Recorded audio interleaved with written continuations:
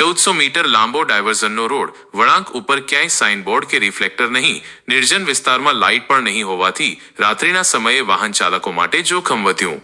સંખેડા અને બહાદરપુર વચ્ચે ઓરસંગ નદી ઉપર બનેલા 1400 મીટર લાંબા ડાયવર્ઝન માર્ગ પર હાલ તમામ પ્રકારના વાહનોની અવરજવર ચાલુ છે. ઓરસંગ પુલના સમારકામને કારણે વાહન વ્યવહાર આ માર્ગ પર ફેરવાયો છે, પરંતુ 2 કરોડ રૂપિયાના ખર્ચે બનેલા આ ડાયવર્ઝન પર સલામતીની પૂરતી વ્યવસ્થા ન હોવાને કારણે વાહન ચાલકો જીવના જોખમે મુસાફરી કરવા મજબૂર બન્યા છે. ખાસ કરીને રાત્રિના સમયે આ માર્ગ પરથી પસાર થવું વાહન ચાલકો માટે અત્યંત જોખમી અને ભયજનક બની રહ્યું છે.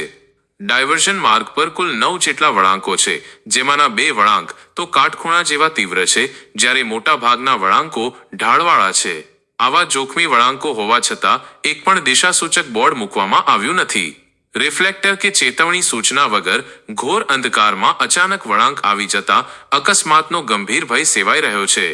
બહાદરપુર તરફથી જતી વખતે એક ઊંડા ઢોળાવ પાસે માત્ર થોડા જ અંતર સુધી ક્રશ બેરિયર લગાવવામાં આવ્યા છે.